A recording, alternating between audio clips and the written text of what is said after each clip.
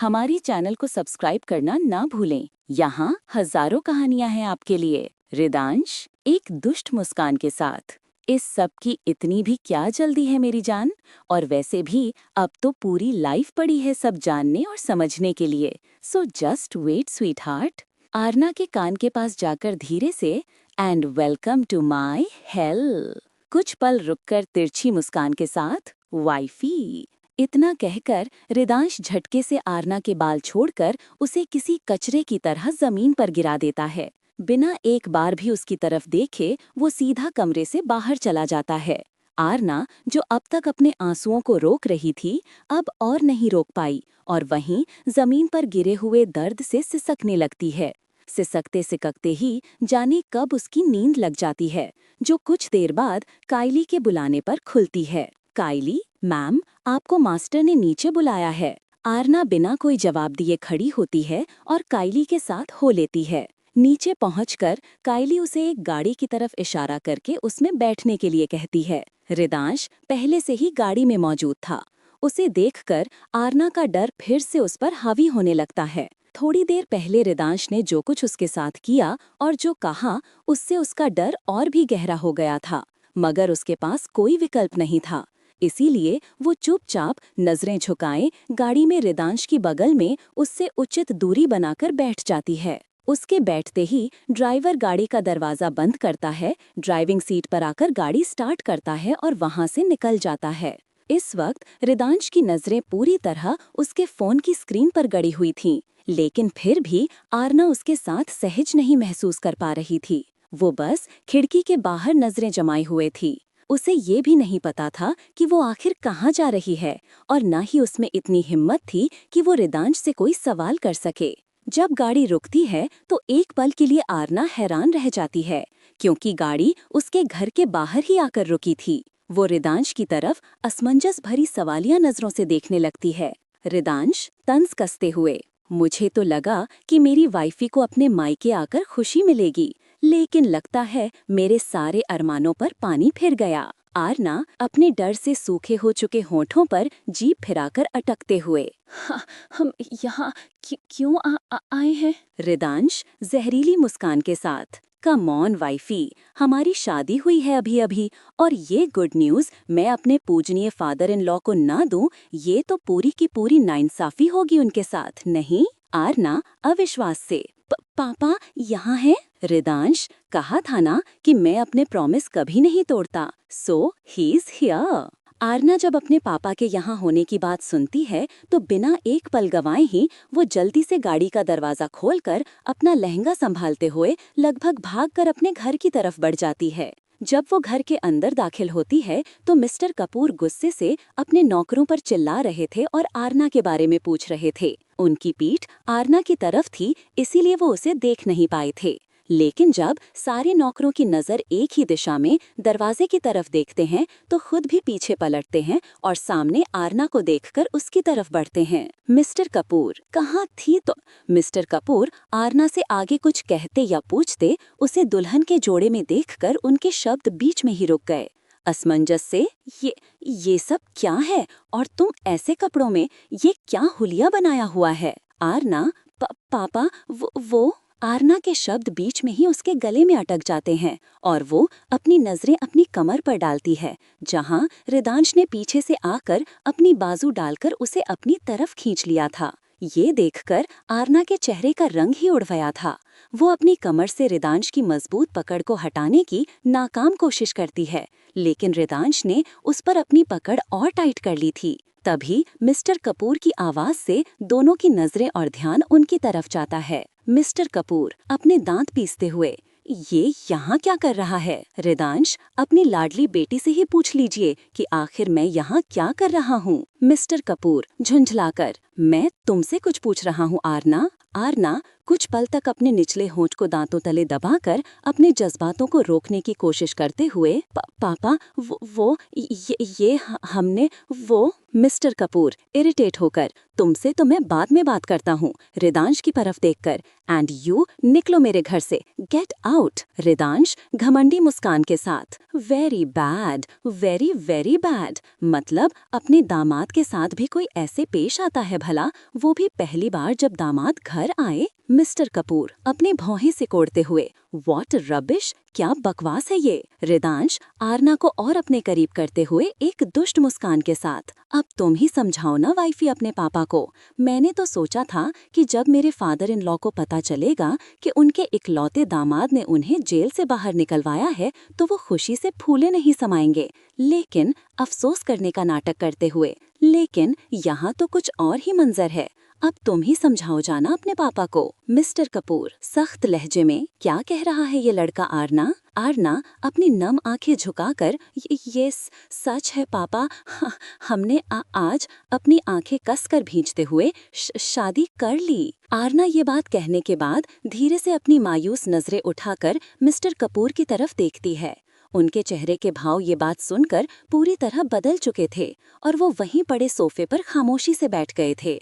उन्होंने इस बात को लेकर कैसी भी किसी भी तरीके की कोई प्रतिक्रिया नहीं दी थी और ना ही कोई समझ पा रहा था कि आखिर इस वक्त उनके मन में चल क्या रहा है। आरना जब मिस्टर कपूर को कुछ देर यूं ही खामोश देखती है तो झटके से रिदांश का हाथ अपनी कमर से हटाती है और उनकी तरफ बढ़ जाती है। इस बार रिदांश ने उसे बस एक दुष्ट मुस्कान के साथ उनके पास जाने दिया। आरना घुटनों के बल मिस्टर कपूर के सामने बैठकर सिसकते हुए, पापा मेरे पास और कोई भी ऑप्शन नहीं था, आपको और आपके नाम को बचाने के लिए मुझे ये करना पड़ा। अगर मैं ऐसा नहीं करती तो आप कभी भी जेल से बाहर नहीं आ पाते। मैं सॉरी पापा, मैं रियली सॉरी, कुछ तो बोलिए पापा, प्लीज कुछ बोलिए। मिस्टर कपूर आरना की तरफ देखते हुए, इतना प्यार करती हो मुझसे। आरना नम आँखों से, किसी भी और चीज से, खुद से भी बढ़कर। मिस्टर कपूर आरना के सर पर हाथ रखते हुए, चाहे हालात जो भी रहे हों, मगर हकीकत ये है कि तुम्हारी और रिदांश की शादी हो चुकी है। अब तुम उसकी पत्नी हो और हमारे यहाँ शादी के बाद लड़की का असली घर उसका ससुराल होता है, तो अब ये रिश्ता तुम्हें हर हाल में निभाना है। तुम अपने घर में खुश रहो, बस यही प्रार्थना है मेरी। इतना कहकर मिस्टर कपूर वहाँ से उठकर ऊपर अपने कमरे में चले जाते हैं और आरना उन्हें बस नम आंखों से जाता हुआ देखती रह जाती है। ये सब कुछ रिदांश मुस्कुराते हुए बड़ी ही दिलचस्पी से देख रहा था। आरना बोझल मन और कदमों से रिदांश के इशारा करने पर उसके पीछे चल पड़ती है। जाते हुए बार बार उसकी नजरें मुड़ मुड़कर मिस्टर कपूर के बंद दरवाजे को देख रही थीं। एक आखिरी नजर वो अपने बंगले पर डालते हुए गाड़ी में बैठ जाती है और उसकी आंखें बिना रुके छलकने लगती हैं। बीते कुछ घंटों में उसके साथ जो भी हुआ सब कुछ याद करते हुए आज उसे सच में यही महसूस हो रहा था कि वाकई में life is not a fairy tale. Aarna अपने ख्यालों से तब बाहर आती है जब गाड़ी एक पैलेस नुमा बंगले के अंदर जाकर रुकती है, जहां आज से आरना की जिंदगी जोड़ी थी और उसकी किस्मत पूरी तरह बदलने वाली थी, जिसका उसने कभी ख्वाब में भी तसव्वुर नहीं किया था। हमारे चैनल को सब्सक्राइब करना न भूलें, यहाँ हजारों कहानियां हैं आपके लिए। आरना ने एक आखिरी नजर अपने बंगले पर डाली और गाड़ी में बैठ गई। उसकी आंखें बिना रुके छलकने लगीं। बीते कुछ घंटों में जो कुछ हुआ उसे याद करते हुए उसे सचमुच यही महसूस हो रहा था कि वाकई में life is not a fairy tale. Aarna अपने ख्यालों से तब बाहर आई जब गाड़ी एक पैलेस जैसे बंगले के अंदर जाकर रुकी। यहाँ से आरना की जिंदगी जुड़ने वाली थी और उसकी किस्मत पूरी तरह बदलने वाली थी, जिसका उसने कभी ख्वाब में भी तसव्वुर नहीं किया था। रिदांश की गाड़ी एक बड़े दरवाजे से अंदर आकर रुकी। एक गार्ड ने जल्दी से अपना सिर झुकाया और उसके लिए गाड़ी का दरवाजा खोला। ड्राइवर ने आरना के लिए दरवाजा खोला। आरना गाड़ी से उतरी तो उसकी नजर चारों तरफ गई। वो एक बहुत बड़े और खूबसूरत सफेद पैलेस जैसे बंगले के सामने खड़ी थी। सीढ़ियों से होता हुआ रास्ता अंदर की तरफ जा रहा था। वहीं एक तरफ गाड़ियां खड़ी थीं तो दूसरी तरफ एक बड़ा सा शानदार फव्वारा लगा हुआ था और उसके आसपास रंग बिरंगी फुलवाड़ी लगी हुई थी। आरना जिस घर में रहती थी वो भी कोई छोटा मोटा नहीं था, लेकिन इस बंगले के आगे वो कुछ भी नहीं था। इसकी खूबसूरती ऐसी थी कि किसी की भी आंखें चुंधिया जाईं।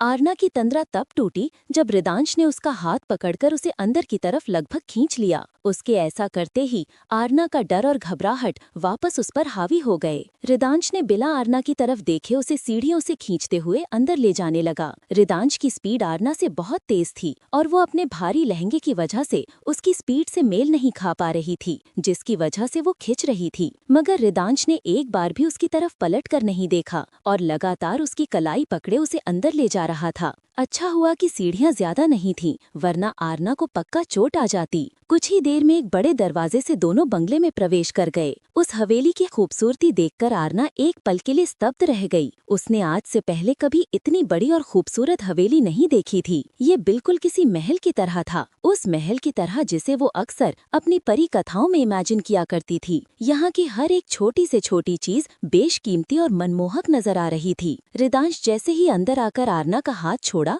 वो अपने जीवन की सच्चाई और इस पल की हकीकत से रूबरू हुई और अपना हाथ खींचकर खुद में समेट लिया। आरना ने सामने की तरफ नजरें उठाईं तो लगभग उसकी उम्र की ही 2 लड़कियां और एक लड़का वहां मौजूद थे। दिखने में तीनों ही सुंदर और स्टाइलिश थे, मगर तीनों में से एक लड़की, जिसके भूरे रंग के घुंघराले बाल थे, सुंदर तो थी, लेकिन रिदांश की तरह ही बिल्कुल सख्त और घमंडी नजर आ रही थी। शायद ये बाकी दोनों से कुछ बड़ी भी लग रही थी। दूसरी लड़की, जिसके बाल काले थे, उसके चेहरे पर थोड़ी मासूमियत और हैरानी के भाव थे, और वो लड़का दिखने में तो बड़ा कूल लग रहा था, लेकिन आरना के दिल में सबको लेकर एक अलग सा डर था। तीनों के चेहरों पर असमंजस के भाव थे, लेकिन रिदांश से कोई भी सीधा सवाल कर सके, शायद इतनी हिम्मत किसी में नहीं थी। कुछ देर बाद रिदांश ने ही अपनी चुप्पी तोड़ी। ये आरना है, मेरी वाइफ। जैसे ही रिदांश के मुंह से ये शब्द निकले, सामने खड़े तीनों लोगों के मुंह से एक साथ हैरानी भरी आह निकली, और वे अविश्वास और हैरानी से कभी आरना को तो कभी रिदांश को देखते रहे। भाई, मगर ऐसे,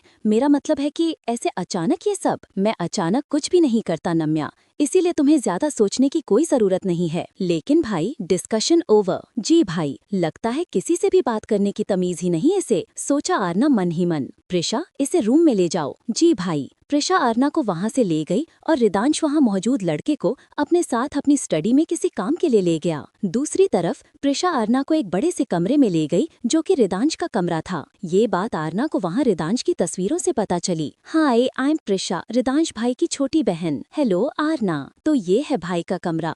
नहीं, आप दोनों का कमरा। Thank you. आपसे एक बात पूछूं? जी कहिए। इस घर में और कौन कौन रहता है? भाई, मैं, नम्या दी और आयुष भाई, माँ, और अब आप। और आपके डैड, वो कहाँ हैं? प्रिशा अपने डैड की बात सुनकर उदास हो गई और उसकी मुस्कुराहट उसके चेहरे से गायब हो गई। वो अब इस दुनिया में नहीं है। ओह, आई एम रियली सॉरी। नहीं, आप क्यों सॉरी बोल रहे हैं? आपको पता है, तब मैं इतनी छोटी थी कि मुझे तो डैड याद भी नहीं है। अगर उस वक्त भाई हमें संभालने के लिए नहीं होते तो पता नहीं हमारा क्या होता। अपनी आंखों के कोने साफ करते हुए, ओहो, मैं भी आज के दिन क्या बातें लेकर बैठ गई। वैसे आपसे एक बात बोलूं? जी कहिए। आप बहुत सुंदर हो। हाँ, आरना बस हल्का सा मुस्कुरा देती है। पता नहीं भाई ने आपको कैसे ढूंढा, पर जो भी हो, मैं तो इसी में सुपर खुश हूँ कि मुझे जैसी भाभी चाहिए थी वैसी ही मिली है। वैसे क्या आपकी लव मैरिज हुई है? ओहो, अब मैं आपसे कैसे बेवकूफों वाले सवाल कर रही हूँ। जाहिर है, जब भाई ने आपको चुना है तो आप उनकी पसंद ही होंगी। अच्छा, आप लोग कैसे मिले और सब कितना रोमांटिक रहा होगा ना? बताएं ना मुझे भी सब। आरना प्रिशा की बात सुनकर थोड़ा असहज हो गई और उसके दिमाग में रिदांश से पहली मुलाकात से लेकर अब तक की सारी बातें चलने लगी। वो सोच ही रही थी कि प्रिशा को क्या जवाब दे कि तभी दरवाजे पर दस्तक हुई और प्रिशा दरवाजा खोला। एक नौकर आरना का सामान कमरे में रखकर प्रिशा को नीचे आने को बोलकर चला गया। प्रिशा आरना को बाद में आने को बोलकर वापस चली गई। आरना प्रिशा के जाने के बाद उस कमरे को देखने लगी। ये कमरा काफी बड़ा था। कमरे के एक तरफ बीच में किंग साइज बेड था, तो उसके सामने सोफा और टेबल लगे थे। एक तरफ अलमारी थी तो दूसरी तरफ बाथरूम था। एक तरफ बड़ी सी बालकनी थी जिस पर शीशे का दरवाजा लगा था और बीच में एक बड़ा सा झूला था। उसके चारों तरफ खूबसूरत फूलों के गमले लगे थे और वहीं से सामने से समुद्र का खूबसूरत व्यू नजर आता था। आरना ने एक बात नोटिस की थी कि रिदांश के ऑफिस से लेकर कमरे तक का पूरा इंटीरियर सिर्फ काले और ग्रे रंग का था। यहाँ तक कि रिदांश को उसने अब तक सिर्फ काले और ग्रे कपड़े ही पहने हुए देखा था, जैसे उसके पास और कोई रंग ही ना हो। आरना अपने ख्यालों को झटक कर बाथरूम की तरफ फ्रेश होने बढ़ गई। जैसे ही वो बाथरूम बाथरूम में कदम रखती है उसकी आंखें खुली की खुली रह जाती हैं, क्योंकि ये बाथरूम कम और किसी शानदार 7 स्टार होटल के रूम की तरह चमचमा रहा था, जिसमें एक तरफ बड़ा सा वैनिटी काउंटर था तो दूसरी तरफ एक जकूजी बना हुआ था। वहीं सामने की तरफ एक फुल साइज मिरर लगा था, उसके बाईं तरफ क्यूबिकल शावर लगा था। कुल मिलाकर यहाँ की हर एक चीज ब्रेथ टेकिंग थी। कहीं न कहीं आरना ने अपने ख्यालों में कभी खुद से इसका तस्वुर भी किया था, मगर जैसे ही आरना को आईने में अपना अक्स देखकर रिदांश का ख्याल आया, उसके लिए एक पल में ही ये सारी चीजें बेमानी हो गईं। और तभी आरना का फोन बजता है और वो फोन उठाकर देखती है तो राहुल का नाम देखकर उसकी आंखें फिर से आंसुओं से भर जाती हैं। उसे समझ ही नहीं आ रहा था कि वो राहुल को आखिर क्या कहेगी और कैसे समझाएगी, इसीलिए वो अपने फोन को बंद करके साइड में रख देती है और सोफे से टिककर बैठ जाती है। दूसरी तरफ रिदांश के पास किसी की कॉल आती है और वो जल्दबाजी में घर से अपनी गाड़ी लेकर निकल जाता है। इधर सोचते सोचते कब आरना की नींद लग जाती है उसे पता ही नहीं चलता। धीरे धीरे रात बढ़ने के साथ ही कमरे का टेम्परेचर थोड़ा लो होता जा रहा था, इसीलिए आरना नींद में ही ठंड से खुद में सिमट जाती है। आरना गहरी नींद में थी कि अचानक उसके चेहरे पर तेज ठंडा पानी आकर गिरता है। इससे वो हड़बड़ाकर उठ बैठती है और हल्की ठंड से उसके होंठ कांपने लगते हैं। अभी वो समझने की कोशिश ही कर रही थी कि उसके साथ क्या हुआ है कि उसके कानों में ये शब्द गूंजते हैं, गुड मॉर्निंग वाइफी।